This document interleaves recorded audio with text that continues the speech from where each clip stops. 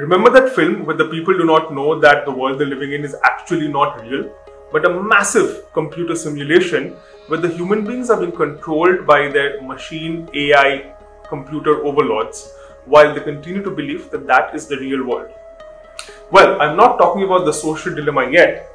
I'm talking about the Matrix, where Morpheus in one of the more philosophical scenes tells Neo that the Matrix has been pulled over your eyes to blind you from the truth.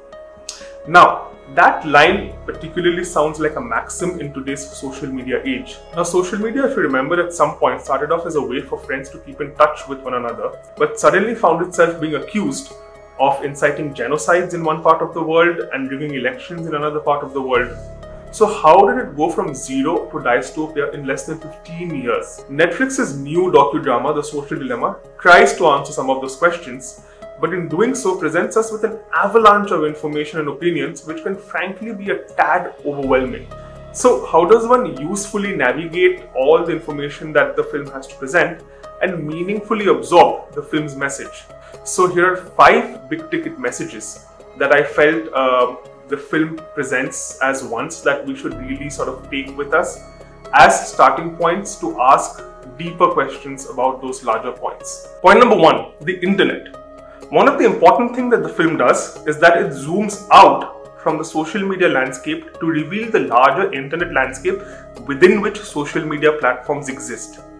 However, in many parts of the world, including in parts of India, the internet has come to mean Facebook, and Facebook equals the internet, which is simply not true.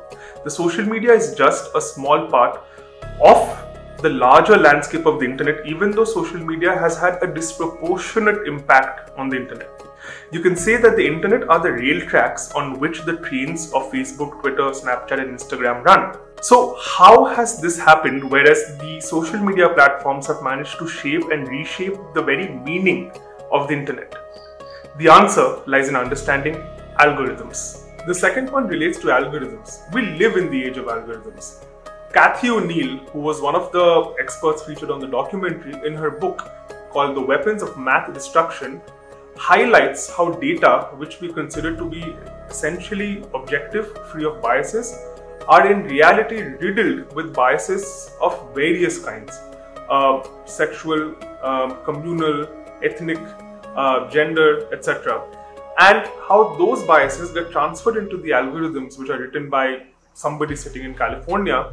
And essentially what we get are discriminatory algorithms based on these parameters.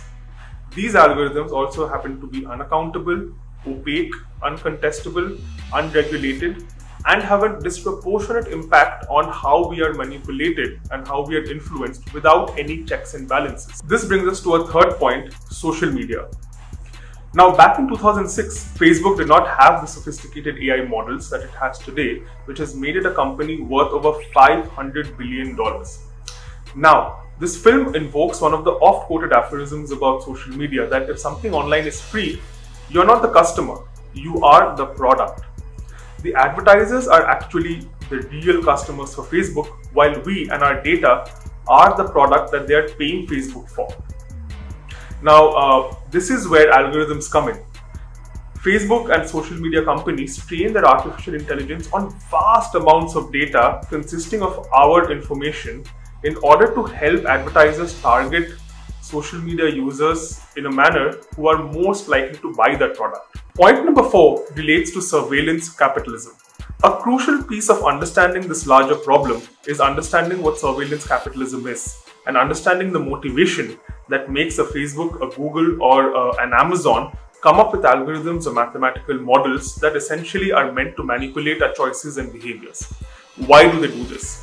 The answer lies in what Shoshana Zuboff, Harvard University's professor emeritus and one of the experts featured on the documentary, explains as surveillance capitalism, which is basically the constant mass surveillance of our online activities, often without our knowledge.